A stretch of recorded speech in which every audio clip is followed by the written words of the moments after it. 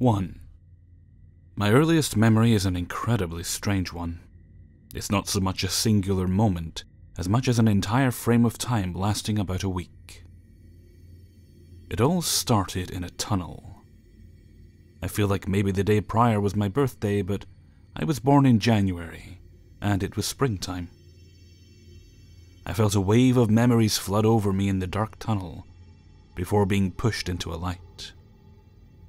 I woke up at the age of 3 years old and was in my childhood bedroom, but I had no clue what was going on. I got up and looked around. Nothing really felt familiar. A lady walked into the room. "Mom," my brain told me. "Mama," I said. It was my mom. I went on with my day, eating, playing, my brain applying names and memories to the items around the house as I saw them. My mom took me outside and I played in the grass. One of the neighbor boys came outside to work on his bike. I looked over at him. Andrew, my brain told me. At this point I was nervous. Should I test my theory about this person being Andrew or not? I called out to him. "Hey, Andrew." He looked over at me. "Sup?" As the day went on, my brother came home from school, and my dad from work, and my brain told me who they were. Weeks passed, and my brain reacquainted itself with other family members and friends as I saw them, and seemed to have filled up most of the gaps in my memory.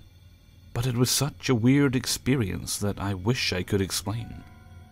I always look back at the time I was 3 and this happened, and what could possibly be the cause.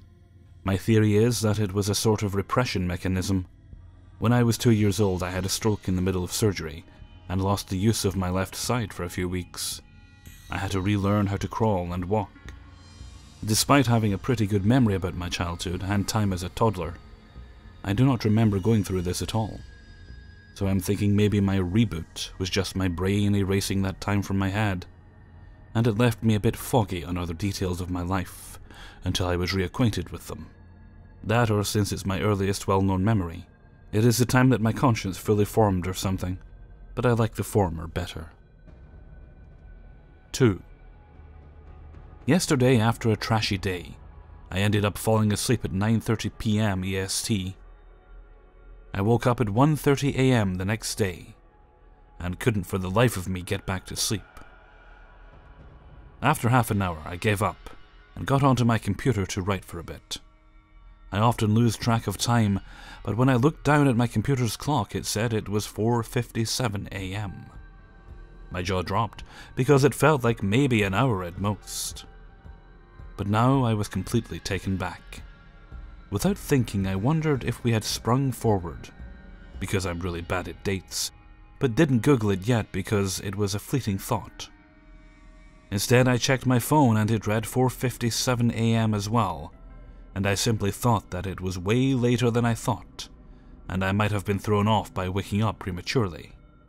Time passes, and I forget about being so shook about the time. My best friend resides in the CST time zone and gets up for work at 4:45 a.m. So, not tired, I decided to stay up and talk to her since I was wide awake. I went outside to let my dog out, and since the snow has finally melted and I could stand out there without freezing to death, I spent a few minutes admiring the stars and being thankful for that spring weather inching on in. Once my dog was finished her business, I went upstairs and to the kitchen to grab some water, and the bright light of the oven made me stop. 3:53 a.m. The fuck? I pass by the microwave on my way to my room, and it confirms 3:53 a.m. Now I sufficiently feel like I'm tripping hardcore. Obviously we must have sprung forward, because I just reset the oven clock the day prior after a power outage. Once I get downstairs, I check my phone instantly, and it says 3:54 a.m.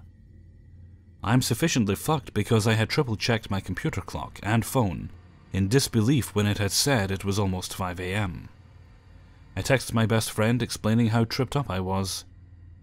When 4:57 rolls around again, I'm looking at the clock and send off another to tell her how I'm suspiciously living through the same time all over again. I get a text from her at 5:24 a.m. and get this message. Let me first say I'm really tripped out, because I also 100% looked at the time sometime around 4 something, and sighed because I was like, no, and vividly recalled because I was so bummed out, and still super tired, etc. I laid back down and closed my eyes for a minute, and decided to turn off my radio alarm since it's loud as fuck, and don't need that in my life right now. Time was 3 something. Thought I must have dreamed it, was grateful for more sleep, but uncomfortable. And before it suggested I trust this girl with my life, she's been my best friend for well over 10 years, is super down to earth, and has absolutely no reason to lie to me. Especially not as something as silly as this. This has been bothering me all day, and I have no logical explanation to offer.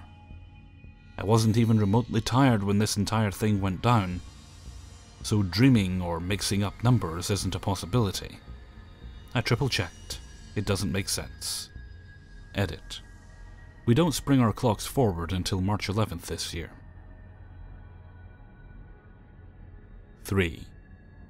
Working night shift has turned me nocturnal, which on my nights off means I usually end up spending countless hours binge reading this sub. That said, not only have y'all's stories intrigued me and sometimes totally creeped me out, keep 'em coming, but they have helped give me some validity to my mom's claims that the women in our family have some sort of altered energy that often makes things go awry. Watches stop working when we wear them, lights are constantly flickering when we're around, etc. You get it. While I can attest to the fact that this does indeed occur, I had never had one occurrence that I truly could not explain. Until last night. This story might be a bit lengthy, but bear with me. A little background. About 5 years ago, I caved and decided to purchase a pair of nice designer sunglasses.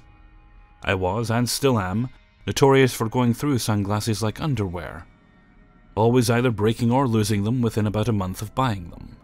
That said, I never wanted to waste the money on a nice pair. I had convinced myself that maybe if I spent more money on them, I'd take better care of them, so I bought some. A couple years go by, and much to my shock, I had managed to hang on to this pair. I guess my theory worked. They were still in decent condition, besides some normal wear and tear, but nonetheless, I was proud. Flash forward to April of last year. My boyfriend and I moved into a townhouse together, and ended up buying a lot of new furniture, instead of trying to mix and match things we already had from our separate places. An important detail here is that this townhouse ended up having more storage space than we actually needed for all our things. But I love to decorate, and so some of the furniture and decor with built-in storage remained empty. Let's be real though, I bought it for looks, not function. One such item is my nightstand, where this story oddity takes place. It is a basic rustic wood nightstand with one drawer and an open space underneath. The drawer ends up being kind of a catch-all for things I'm too lazy to get out of bed and put away. Usually small items like pens, headphones, hair ties. It's basically empty. Here's where it gets weird. Later that year, August 2017, I was driving to work on the interstate, and another car switched lanes without seeing me there and smashed into me. I subsequently hit the center median wall. Car was totaled. I was for the most part uninjured, glory be to God. However, all the items in my car went flying everywhere, including my beloved sunglasses, which I later found in pieces and had to trash. Then last night, I was working on some wedding decor for a friend, and couldn't find a certain calligraphy pen I needed. I had exhausted all the usual places it would be. I thought maybe I stuck it in my nightstand drawer while cleaning one day or something. I opened the drawer, and what do I see sitting in there? The sunglasses. At first I'm thinking, oh, how sweet. My boyfriend replaced them as a gift. And I yelled something along the lines of "very funny" to him. Confused, he asked to see them. When we looked more closely, they were in gently used shape, the exact same as right before my accident. Certainly not a new pair. And they were slightly stretched out from putting them on top of my head, just like my old ones. How did they get there, and in one piece?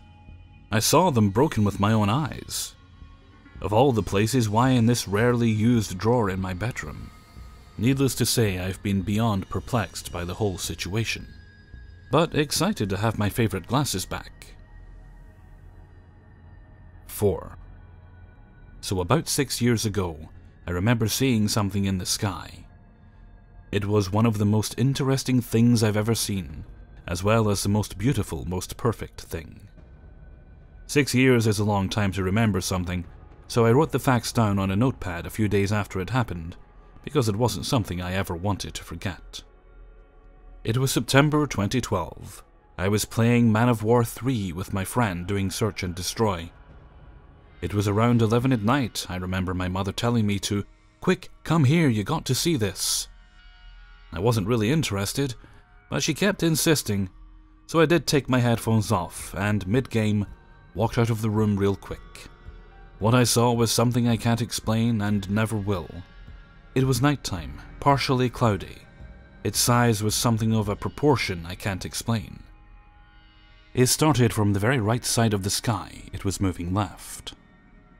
There was at least 50 individual dots which formed a parallelogram.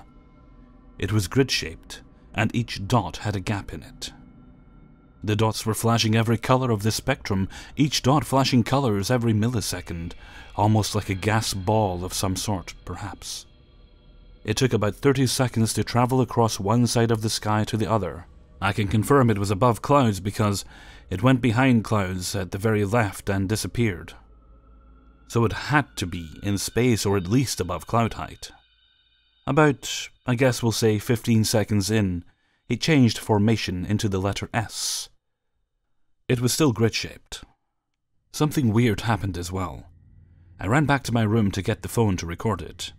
I grab it. It took me about 3 seconds to run to my room full speed and grab it. Another 3 to run back. And then I went to record it. My mom was saying, "Record it." I was looking at it, and I felt something, and I lied and said the battery's dead. I don't know why I said that. It was a full battery. I didn't understand why I said that after it went away. The whole sight left me speechless, and my adrenaline was rushing. This was 2012. Before you say it was a drone, I googled everything to figure out what it was. I live in a small town, population of 6,000, and they were above cloud height, and drones would have had to have been traveling the same speed of a plane to go across the sky like that. Theories of what it may be: some gas ball that flew from space? Secret military satellite? It definitely was moving the speed of your average satellite. The dots were flashing like when you look at a star and its flashing colors.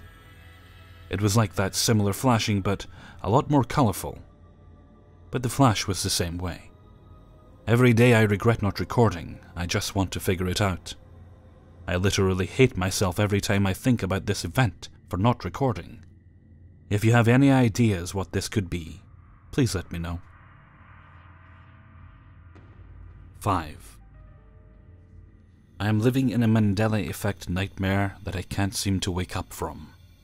I've heard so many stories about it, I was convinced that there must be something to it. However, I never imagined it would happen to me. I moved from my hometown to Boston in 2002. I really enjoy the city, the sounds, the bustle, and the anonymity. In a city of its size, it's easy to blend in, fly under the radar. And I never expected to run into an old friend from school. I was cutting through the New England Medical Center on my way home from shopping. The hospital is a rather busy place, but I wanted a coffee. I looked at the line and sort of sighed. But the hospital is in Chinatown, and at the time, there weren't many places to get a decent cup of coffee. Tea? Sure. 100 different kinds in as many shops. So my options were limited, and I got in line. This decision is how this strange event began. So I got out of Au Bon Pain with my coffee and headed for the back door which led to my street. I had nearly reached the door when I heard a woman call my name. I turned around to see a woman who, after looking at her for about 15 seconds, I recognized from home as, for the sake of anonymity, we can call Jenny. My mouth dropped and we hugged. She asked all the usual questions. What was I doing here? If I were sick? How I had been? Y'all know the drill. I hadn't seen her in many years and I was both surprised and happy. so of course I brought her home. On the short walk, we began catching up with what was going on in our lives. This is where I should mention that at the time I was in an addiction pretty deeply. I soon came to find out that she was as well. She asked if I wanted to get high, and of course I agreed. So the two of us went back to my place. I lived on the 5th floor of a 7-story building. We went inside and my husband wasn't home, so we flopped down and got to business. As the day went on, I found out the sad truth that she was also working the streets. This made me sad. I lived in a part of town that for many years was called the Combat Zone. No explanation necessary. So I was used to seeing the women coming out after dark. But the reality that my old friend was one of those girls upset me. But I didn't judge, nor do I now. I knew her pimp. He was an acquaintance and a dealer, and had been up to my place many times. She said that she needed to hook up with him and asked for my phone number so they could stop by later. So this became an almost daily thing. Neither had a place to live, so in exchange for drugs, I let him, let's call him Max, stay. She could stay any time. I'd never dream of asking her for anything. She got along well with my husband, and we, along with some other stray folk, who I did expect drugs from in exchange for a spot to sleep, became a very dysfunctional family. After a time, hubby and I forgot to do certain things, like go to work or pay the rent. So at the end of that year, we were evicted. Jenny and I tried to keep in touch, but being a working girl takes one to different locations, meaning parts of the city with fewer cops looking to jam you up, and we lost touch. So now it's 10 years later. My hubby had passed away, and I had gotten sober. I was living in the next city over with a man called Jim. He and I were watching the news one morning when I saw a story about a woman found dead on the city street. I remember watching in disgust, as the crime was particularly horrible. I won't give details. Jenny had been murdered. I told Jim the short version of the story I just told y'all. I was glued to the TV screen. Then the camera switched to a reporter interviewing Jenny's mom. It was heart-wrenching, and I had a lump in my throat. After the story ended, I got up, put my jacket on, and walked out of my house. I wandered around trying to wrap my head around it, but I was truly heartbroken. Present day. About 2 weeks ago I logged into Facebook. I don't really pay a lot of attention to it, but for some reason I checked my page. To my absolute horror, I had a friend request. From Jenny. Dead Jenny. Murdered Jenny. I thought this must be one sick fricking joke. I couldn't figure it out, so I called my daughter and asked her to check out this very newly created page to see if she noticed anything funny about it. It had only been created recently, and most of the pics were taken far away, making it tough for me to tell if this was her. But how? My daughter scrutinized the page and detailed that it was indeed real. I immediately signed into the Boston PD website to see if I could get any info on Jenny. Nothing. I googled the circumstances of the murder. Nothing. I dug all morning with no results. So I emailed the public liaison at Boston PD with questions on her case, and I waited. Yesterday I got an email back. There were no hits, and she asked if I had any further information to help her narrow the search. I was at a loss. This made no sense, so I spoke with my daughter and asked if she remembered me telling her about it. She didn't. I had also told another friend about it. He doesn't remember either, and Jim passed away 2 years ago, so it's not like I can ask him if he remembers.